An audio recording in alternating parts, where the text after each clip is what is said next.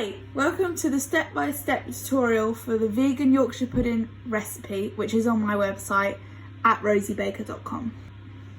Before I run through the ingredients, I'm just going to let you know that I've already preheated my oven to 200 fan.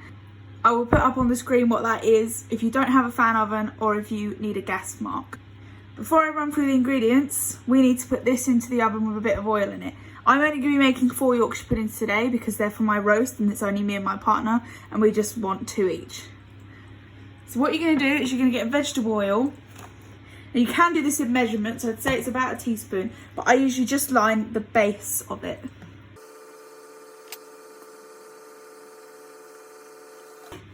So about that much. I'm going to now put this in the oven for 10 minutes before even starting making the mixture. Oil being hot when it comes to making Yorkshire puddings is the key to it rising, it's the key to it becoming fluffy. It's the one step you need to follow if you don't follow anything else. Even if you're making non-vegan Yorkshire puddings, this is the key thing that makes them what they are. I'm going to put these in the oven and I'll be back in 10 minutes to go through the step-by-step of how to make the batter.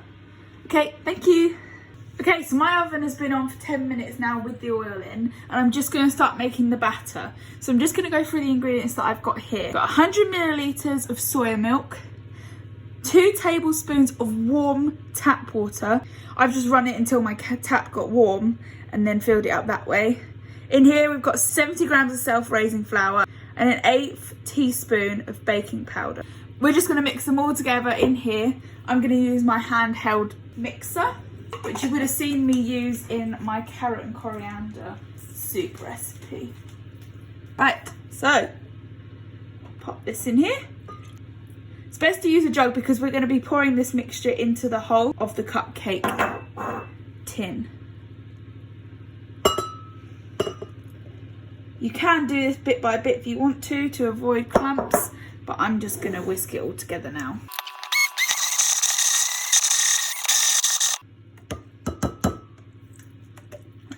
That off,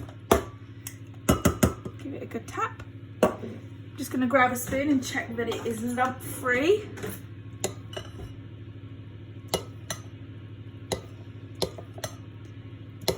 It's looking pretty good to me.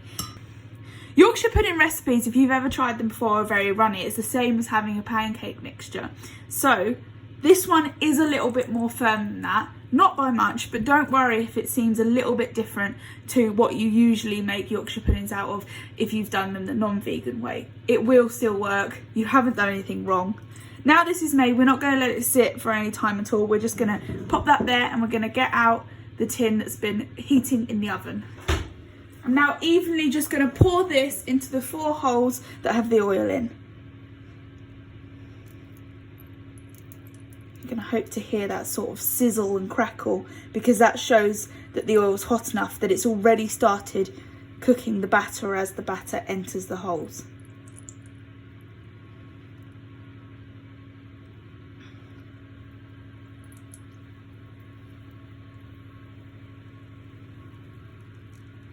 Now if you wanted to make 12, you can just double up this recipe or triple it or quadruple it, whatever, it works fine that way. It's not a vegan recipe that you can't double, so just change it to whatever volume you're going to want.